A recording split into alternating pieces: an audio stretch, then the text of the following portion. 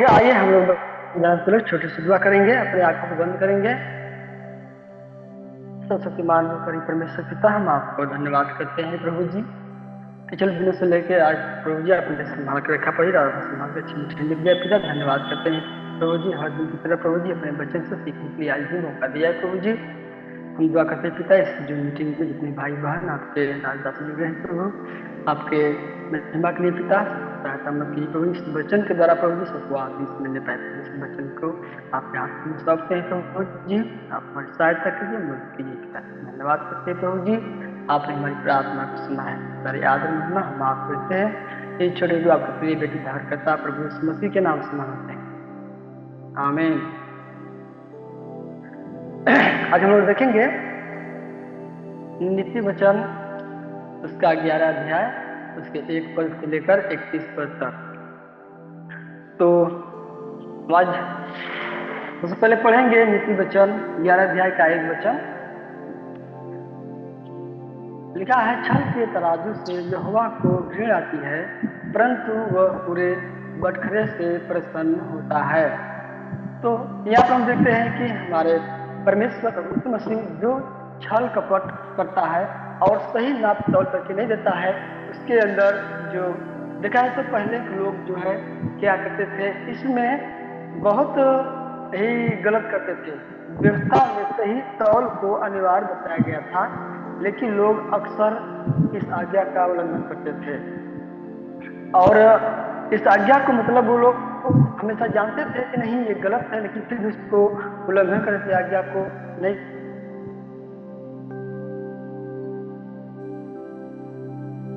में कोई भाई निकलिए, आमोस 8 अध्याय उसका 6 वचन।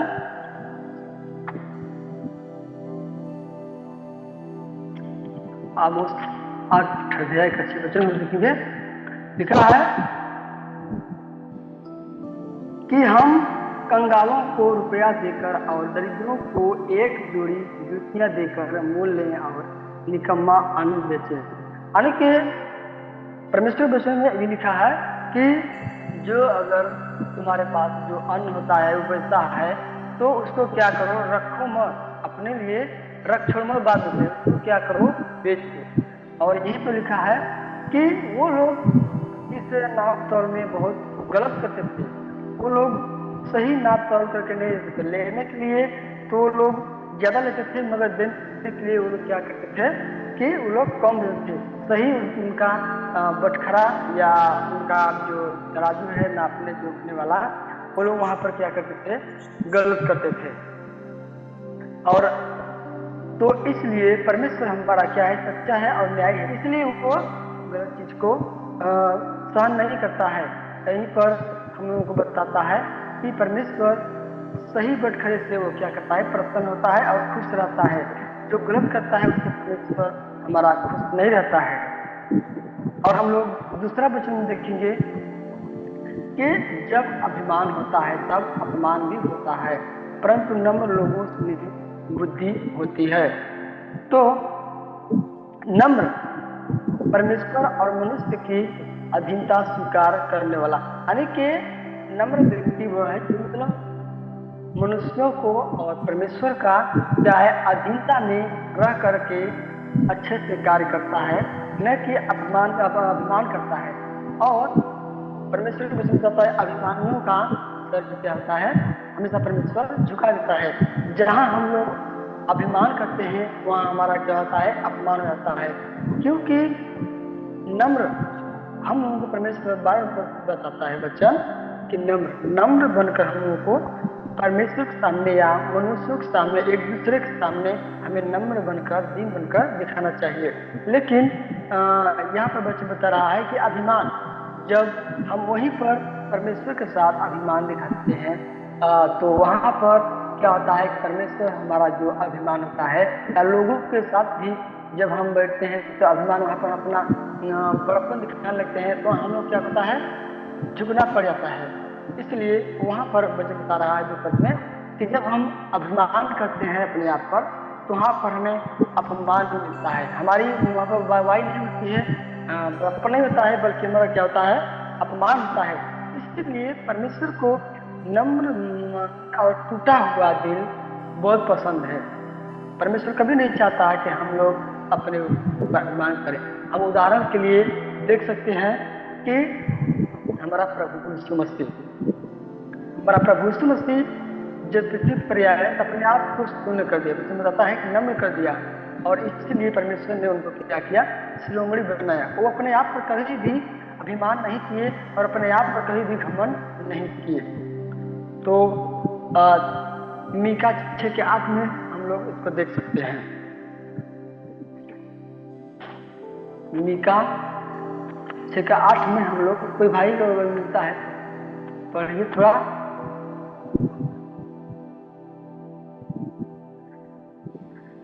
मीका 6 पता चुका है कि अच्छा क्या है और यहोवा इसे छोड़ और क्या चाहता है कि तू न्याय से काम और अपने परमेश्वर के साथ नम्रता से चले। हालेलुया। तो यहाँ पर देखते हैं कि परमेश्वर क्या करता है, नम्र लोगों को वो पसंद करता है, जो अपने आप को नम्र बनाता है और जो अपने आप को दीन बनाता है। लिखा है मनुष्य तुझे बचा चुका है कि अच्छा क्या है, और यहोवा तुझसे इसे छोड़ और क्या चाहता है कि तू न्याय से काम करे और कृपा से प्रीति रखे और अपने परमेश्वर के साथ नम्रता से चले। तो परमेश्वर को क्या पसंद है, यहाँ वो वचन बता रहा है कि परमेश्वर हम लोगों को बचा लिया है और चाहता है परमेश्वर हम लोग परमेश्वर के सामने नम्र बने, अपने आप पर घमंड न दिखाए, ना हम अपने आप पर अभिमान करें। यही वचन बता रहा है कि हमें क्या करना है, नम्र होकर रहना है। और हम लोग तीसरा वचन में देखेंगे 3 से 6 में 3 से 6 वचन। सीधे लोग अपनी खराई से अगुवाई पाते हैं, परंतु विश्वासघाती अपने कपट से नष्ट होता है। कोप के दिन धन से तो कुछ लाभ नहीं होता, परंतु धर्म मृत्यु से भी बचाता है। खरे मनुष्य का मार्ग धर्म के कारण सीधा होता है, परंतु दुष्ट अपनी दुष्टता के कारण गिर जाता है। सीधे लोगों का बचाव उनके धर्म के कारण होता है, परंतु विश्वासघाती लोग अपनी ही दुष्टता में फंसता है।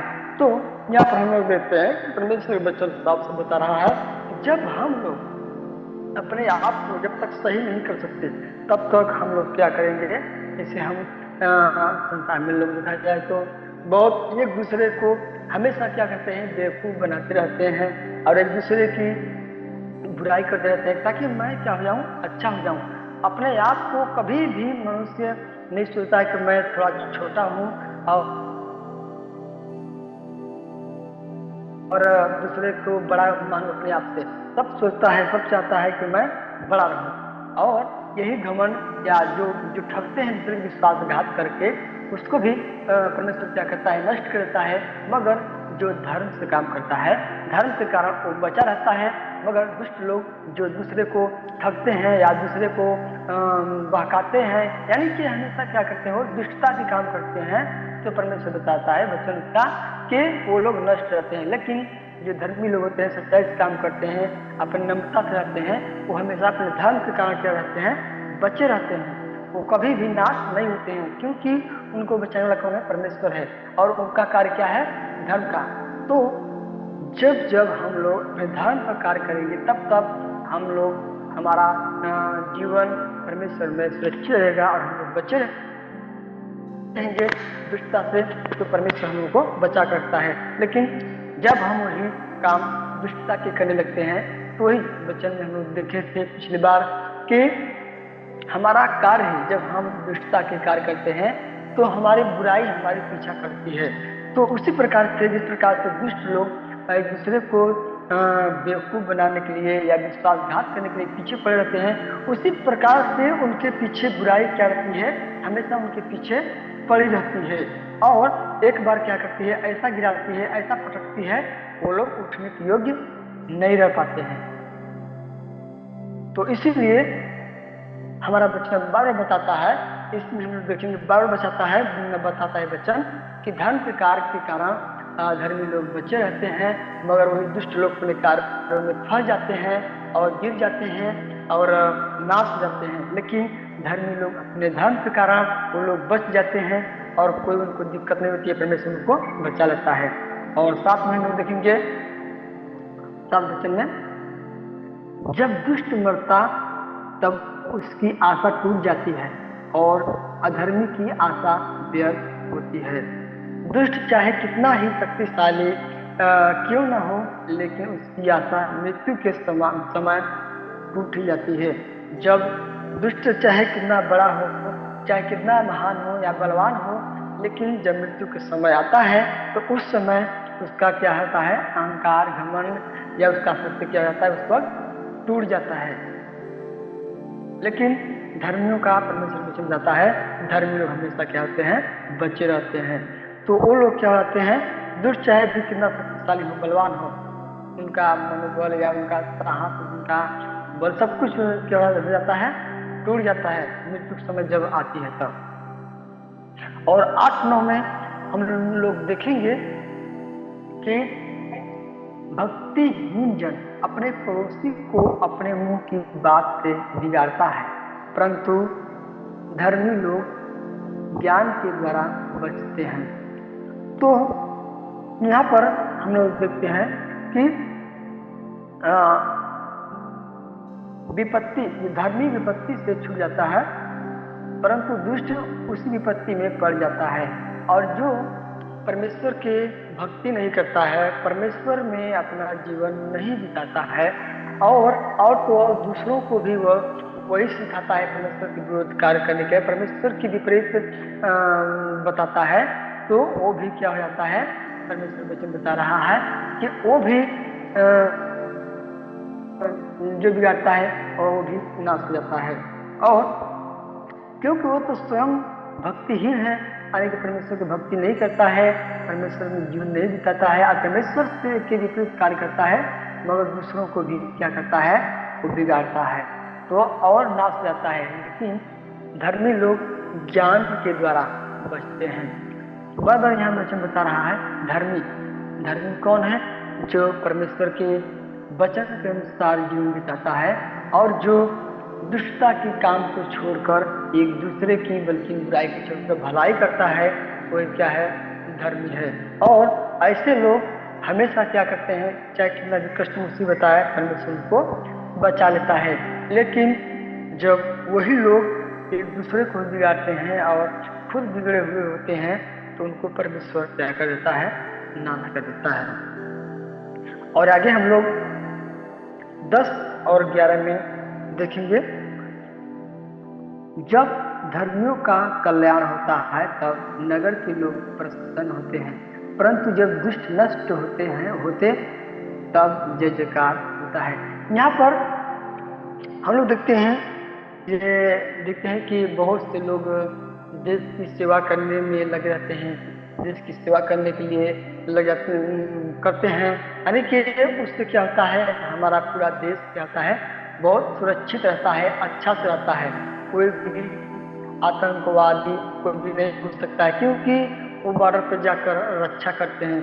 उसी प्रकार से धरती रहता है, वो हमेशा जो सहायता करने वाला है उसकी सहायता करता है और उससे लोग क्या होते हैं, प्रसन्न होते हैं। जैसे हमारे देश के लोग हैं, देश की रक्षा करते हैं, उनको उनके लिए सब दुआ करता है कि नहीं हमारा देश अच्छा चले, हमारे जवान देश के अच्छा से रहें। उस प्रकार से जो एक दूसरे की भलाई करता है, यानी कि सेवा मतलब लोगों के लिए करते हैं, तो वो अगर मर जाते हैं तो लोग वहाँ पर शोक नहीं मनाते हैं, बल्कि वचन बता रहा है कि धरती के एक और बोझ क्या हो जाता है, कम हो जाता है अधर्म से, क्योंकि वो लोग सही काम कभी किए ही नहीं, क्योंकि हमेशा वो लोग गलत किए।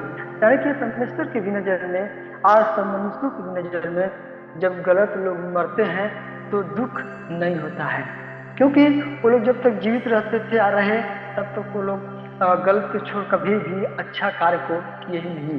यानी कि तो परमेश्वर हमारा गलती पर या पाप पर कभी भी पर नुकसान होने पर, नष्ट होने पर कोई भी मतलब पछतावा की बात नहीं लिखा गया है। लेकिन जब हम लोग धर्म के कार्य करके करते हैं और वहाँ पर चिंतित होते हैं, नहीं ये बहुत अच्छे लोग, अच्छा व्यक्ति था और बहुत अच्छा करता था और आज ऐसा हो गया, अब कौन क्या करेगा। तो हमारा परमेश्वर क्या है, गलत लोगों की साथ नहीं देता है। उस प्रकार से जब अधर्मी लोग मरते हैं तो कोई भी वहां पर हम देखते हैं कि चिंता की बात जताई नहीं जाती है। और हम लोग देखेंगे क्योंकि वहां पर भला होता है, अधर्मी लोग मरते हैं तो वहां पर भला होता है। और हम लोग 11 और 12 में देखेंगे, जो अपने पड़ोसी को तुच्छ जानता है वह निर्बुद्धि है, परंतु समझदार पुरुष चुपचाप रहता है।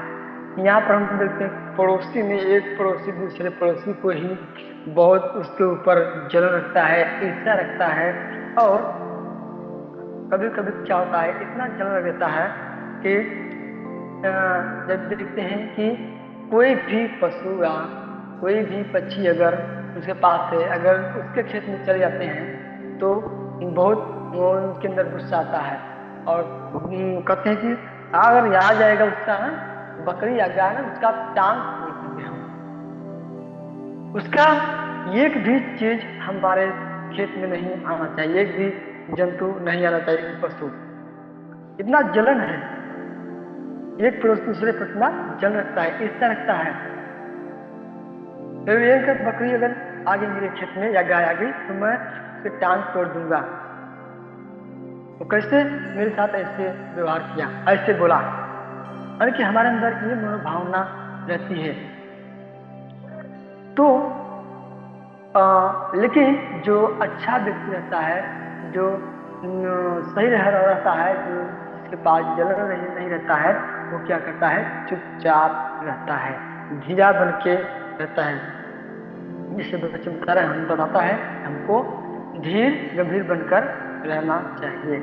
उस प्रकार से हम देखते हैं कि तुच्छ जानता है, छोटा या घृणित समझता है, यानी कि वो क्या करता है, दूसरे पड़ोसी को, एक पड़ोसी दूसरे पड़ोसी को अपने से तुच्छ समझता है या छोटा समझता है, उससे क्या करता है, घृणा करता है। लेकिन हम लोगों को सबको परमेश्वर ने बनाया है और किसी को छोटा या बड़ा करके नहीं बनाया है कि हम बड़े हैं और वो छोटा है। परमेश्वर सबको एक समान बनाया है। उस प्रकार से हमारा भी विचार बनता है, हमारा भी ये सोचना, हमें भी सोचना चाहिए कि वो भी हमारे ही जैसा है। परमेश्वर ने हमको एक समान बनाया है। हमारा भी पड़ोसी है, हम भी पड़ोस में रहते हैं, हम भी किसी पड़ोसी हैं और हम भी, हमारा भी पड़ोसी है। तो परमेश्वर सिर्फ एक व्यक्ति के लिए नहीं बल्कि सबके लिए बताता है। हमें अपने पड़ोसियों से मिल करना चाहिए और प्रेम करना चाहिए। इस प्रकार से जलन नहीं रखना चाहिए। और 13 में हम लोग देखेंगे, जो लुतराई करता फिरता वह भेद प्रकट करता है, परंतु विश्वास योग्य मनुष्य बात को छिपा रखता है। बहुत से लोग हैं जो एक दूसरे की क्या करते हैं, बुराई करते रहते हैं हमेशा। वो लोग यानी कि चैन से रहते हैं, कभी इनके साथ बुराई करेंगे, कभी उनके साथ बुराई करेंगे, और कभी जो चीज को नहीं उजागर करना चाहिए, नहीं बताना चाहिए अच्छी भी बात को, उसको भी क्या करते हैं, वो लोग बताते हैं। उससे क्या होता है कि लोगों के मन में एक आग भर जाती है और वो क्या होता है, वहां पर क्या होता है, झगड़ा उत्पन्न हो जाता है और मारपीट, इस प्रकार से अशांति माहौल हो जाता है वहां पर। सही में बच्चों बता रहा है कि वो लोग लुचराई करते रहते हैं, एक दूसरे की चुगलाई करते रहते हैं। इस प्रकार से भी हमारा बच्चा बता रहा है, हमें उस प्रकार की लुचराई या चुगलाई, दूसरे की बुराई नहीं करना चाहिए और छोटा करके नहीं हमें समझना चाहिए। लुचराई करने वाला द्वेष के कारण निंदा करने वाला होता है, यानी कि वो क्या होता है, निंदा करने वाला होता है। दूसरे को क्या करता है, वो कभी भी अच्छा नहीं समझता है और अपने आप से बड़ा नहीं समझता, अपने आप समान नहीं समझता है, यानी कि वह हमेशा अपने से क्या समझता है, छोटा समझता है। जब हम किसी को अपने से छोटा समझते हैं या अपने से मतलब बहुत कमजोर समझते हैं, उसकी हम बहुत क्या करते हैं, बुराई करते हैं और उसका चुगलाई करते रहते हैं। बहुत अक्सर ऐसा हमें पड़ोस में या बहुत जगह देखने के लिए मिलता है। लोग यानी कि अपने आप को क्या करते हैं, बड़ा बनाने के लिए सोचते हैं कि मैं बड़ा हूँ, ताकि लोग सुनते कहें कि हाँ यार ये बहुत अच्छा व्यक्ति है। लेकिन वो क्या है, वही सबसे गंदा व्यक्ति है, क्योंकि हमेशा वो एक दूसरे की बुराई या चुगलाई करता रहता है। ये हम बच्चों में दिया हूँ, इसमें देख सकते हैं 16 के 28 में और 18 के 8 और 26 के 20 और 22 बच्चों में हम लोग देख सकते हैं। और बाद में देख लीजिएगा, लेकिन 11-14 में हम लोग देखेंगे। 14, जहाँ बुद्धि की युक्ति नहीं वहाँ प्रजा विपत्ति में पड़ती है, परंतु सम्मति देने वालों की बहुतायत के कारण बचाव होता है। तो बहुत जगह हम देखते हैं लोग कार्य क्या करते हैं बिना बुद्धि की, और जहाँ पर बिना बुद्धि की कोई भी युक्ति अगर करते हैं तो वहां पर क्या होता है, परेशानी रहता है, क्योंकि हम अच्छे से उसका युक्ति नहीं बना पाते हैं।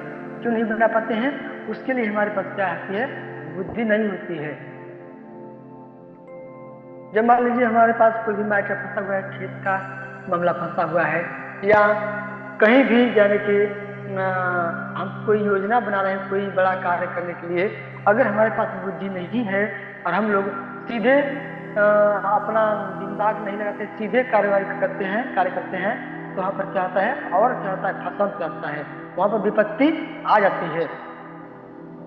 इससे हम लोग देखते हैं कि हमारे ही खेत का मैटर फंसा हुआ है, सरेगा से बचा गांव में है, तो वहां पर हम लोग हमारे बाप दादी की वहाँ पर बुनियादी है और वहाँ पर हमारी जमीन है, तो लोग जबरदस्ती कब्जा कर वहाँ पर बड़ी लड़ाई चल रही है। हम लोग बिना कागज पत्र के वहाँ पर लड़ाई पहले करने गए, यानी कि हम लोग सीधे कार्य करने के लिए गए, तो वहाँ पर क्या हुआ कि पुलिस ने रोक दिया कि आप अपना कागज पत्र पहले लेकर आओ और पहले पूरा डॉक्यूमेंट बनाओ। तो वहाँ पर नहीं था, इसलिए हम लोग वहाँ पर क्या हो गए, और मतलब परेशानी हो गई, मतलब और हम कागज पत्र बनाने के लिए यहाँ वहाँ पर हमें जाना पड़ा। तो उसी प्रकार से अगर हम बुद्धि से कार्य करेंगे तो हम सफल रहेंगे, मगर जब बिना बुद्धि के हम लोग कार्य करेंगे तो वहाँ पर हम लोग और फंस जाएंगे। तो हम लोग 1 साल लगे हम लोग कागज पत्र बनाने, या पूरा कागज पत्र बन गया है और सिर्फ आदेश की जरूरत है। वो वीडियो ने बोला है कि हम बताएंगे और उनको मना करेंगे, उसके बाद में आप लोग वीडियो कॉल कर सकते हैं। तो इसलिए यह वचन बता रहा है, जब बिना बुद्धि की हम लोग कोई भी कार्य करेंगे तो और भी विपत्ति में पड़ जाते हैं, परंतु सम्मति देने वालों की बहुतायत के कारण बचाव होता है।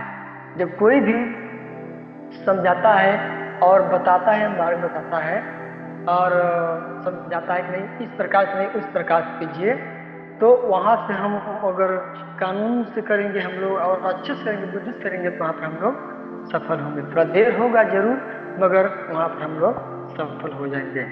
तो इस प्रकार से हमें जो भी कार्य करना है बुद्धि से कार्य को करना है।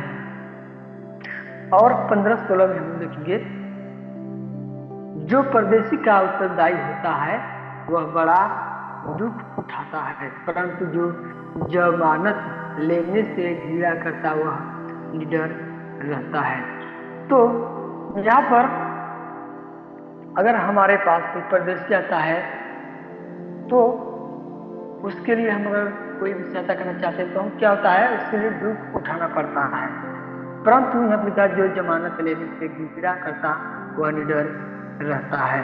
लेकिन वो जब कोई भी रिस्क नहीं लेगा तो इसको क्या डर, लेकिन जब कोई रिस्क लेता है तो इसको दुख उठाना पड़ता है।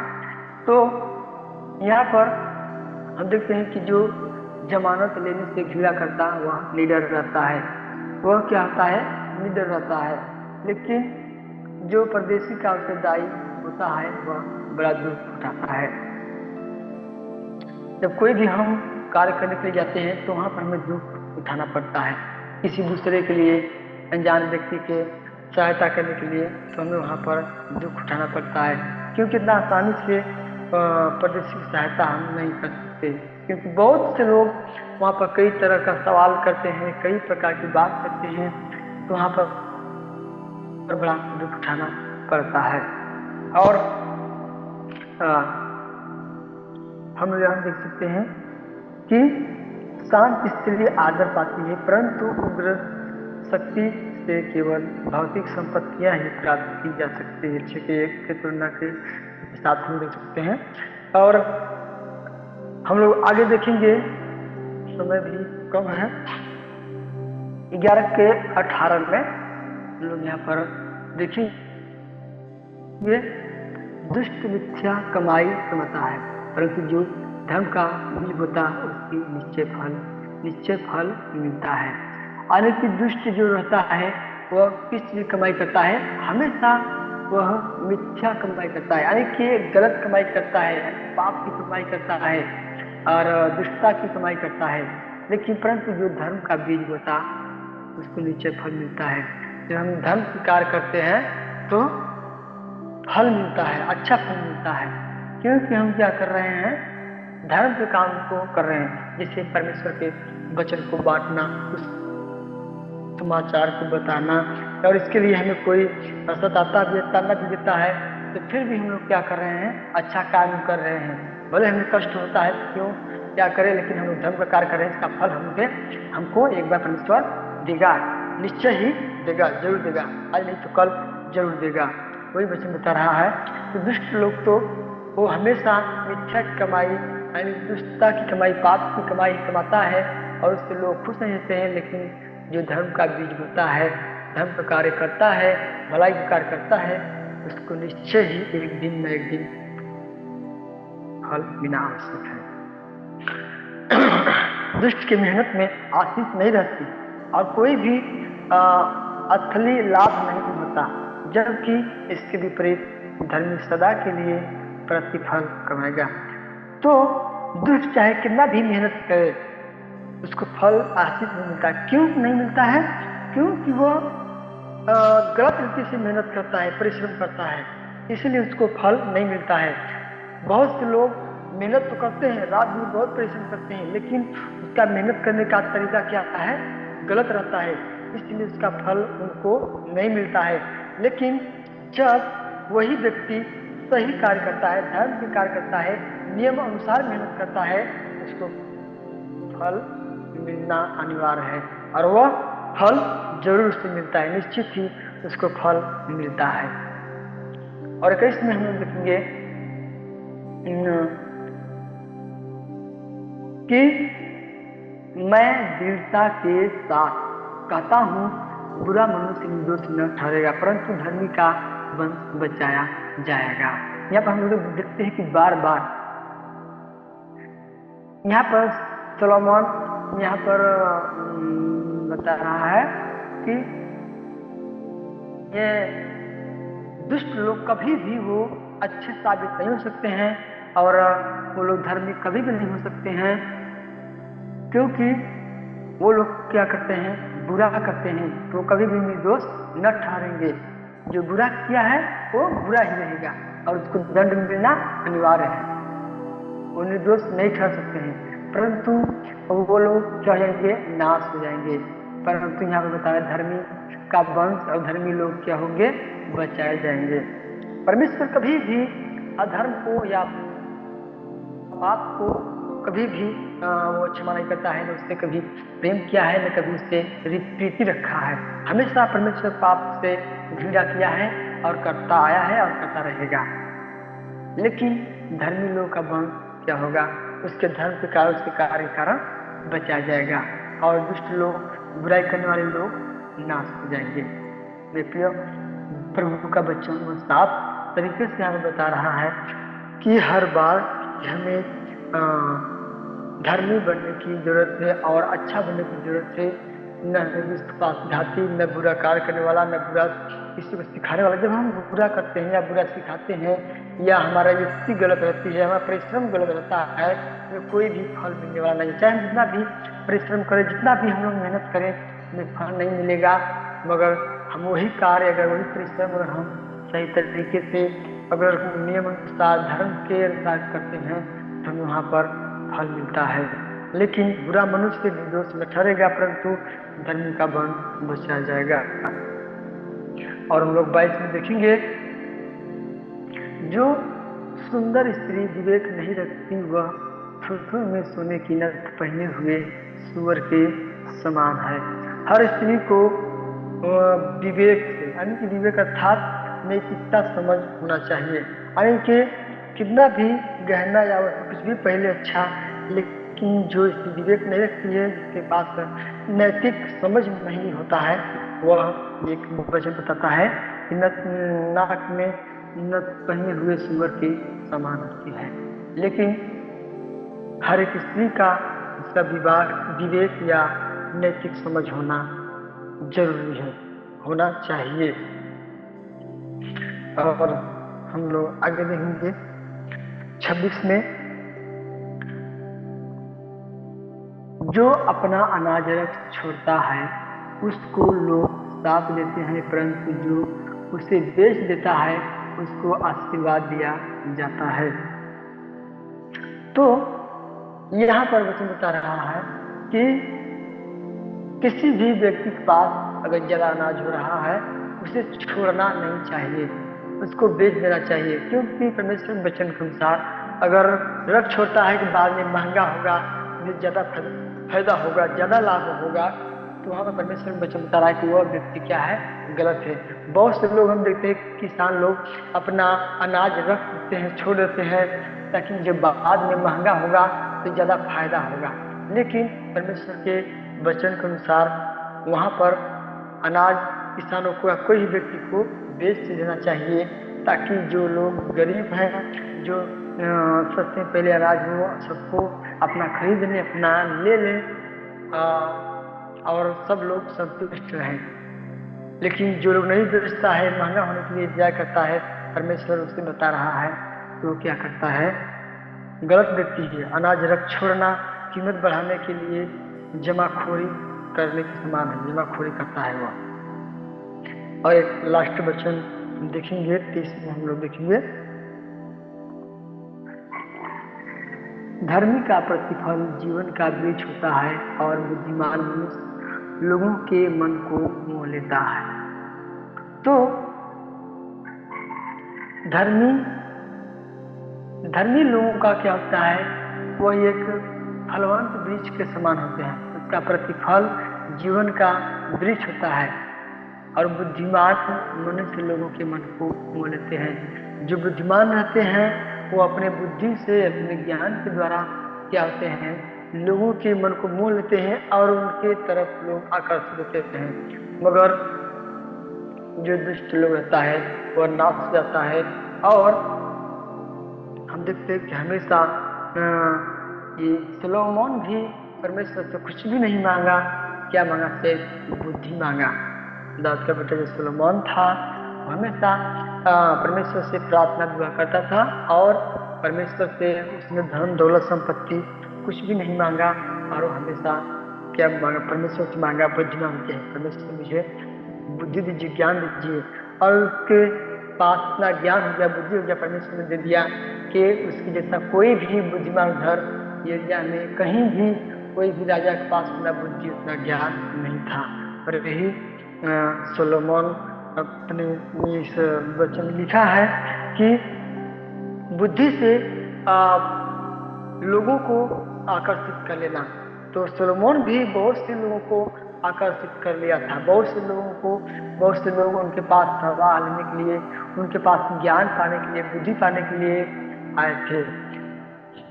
एक बार ऐसे ही, टाइम समय भी नहीं है, एक बार ऐसे ही दो स्त्रियां थी, जो दोनों का बेटे थे, और एक स्त्री का बेटा मर गया था और एक स्त्री का बेटा था। उसी प्रकार से ऐसे ही बहुत अपने आप में झगड़ा करने लगी थी कि नहीं मेरा बेटा है, मेरा बेटा है। जिस स्त्री का बेटा मर गया था वो भी करे थी नहीं मेरा बेटा है। लेकिन वो उनका फैसला कोई भी नहीं कर पाया उधर अगल बगल आसपास। तो वो लोग क्या आए, सुलेमान के पास ले आए, क्योंकि वो लोग जानते थे कि सुलेमान बहुत ज्ञानवान है, बुद्धिमान है। तो उनके पास ले आए तो सुलेमान ने बताया कि ऐसा है कि शराफत जिनका जिसका बेटा है वो ले ले, और जिसका नहीं है वो उसको दे दे। लेकिन वो लोग नहीं मानने पर नहीं तैयार थे। तो सुलेमान क्या किया, गुस्से में उनको उनसे बेटा ले लिया और बोला कि मैं इस बेटे को ही समाप्त कर दूंगा, इस तलवार से काट कर दो हिस्सा कर दूंगा और दोनों लोग ले लीजिएगा। और जब बेटे को, उस बच्चे को रखकर तलवार से मारने के लिए, दो टुकड़े करने के लिए गया, तभी जिस स्त्री का बेटा था उसने मना कर दिया कि नहीं, ये ऐसा कीजिए राजा साहब, आप मत इस बच्चे को दो भाग कीजिए और उसी को दे दीजिए। उसी में वो सोलोमन समझ गया कि ये बेटा इस स्त्री का है। तो इस बुद्धिमानी से सोलोमन ने उस उनके उनके बीच में वो फैसला किया। तो यहीं पर अपनी बाणी को मैं समाप्त करता हूँ और अगला समय मैं भाई को देना चाहता हूँ। थैंक यू भैया। आइए हम लोग प्रार्थना करेंगे। ನಮ್ಮ ಬಹಳ ಪ್ರೀತಿಸಿದ ಪರಿಸ್ಥಿತಿ ನಮಗೆ ಸ್ತೋತ್ರವಾಗಲಿ ಸ್ವಾಮಿ. ಇದನ್ನು ಸ್ವಾಮಿ ಮತ್ತೊಂದು ನೀವು ಕ್ಷಣದಲ್ಲಿ ಸಹ ನಿಮ್ಮ ವಾಕ್ಯವನ್ನು ಕೇಳಲಿಕ್ಕೆ ಒಳ್ಳೆಯ ಅವಕಾಶ ಕೊಡಬೇಕಾಗಿ ಸ್ತೋತ್ರ. ಇಂದಿನ ಸಮಯ ಸಹ ದಿನದಲ್ಲಿ ಸಹ ನಮ್ಮನ್ನು ನಡೆಸಿರಿ. ಸದಾಕಾಲ ಸ್ವಾಮಿ ನಾವು ನಿಮಗೆ ಮೈಮೂಳವರಾಗಿ ಸ್ವಾಮಿ ಸಹ ಯೇಸು ಕ್ರಿಸ್ತನ ಹೆಸರಿನಲ್ಲಿ आमीन। ये मेरे मन में यहोवा को उद्धार लिखा और जो कुछ मुझ में है वो उसके पवित्र नाम पर लिखा।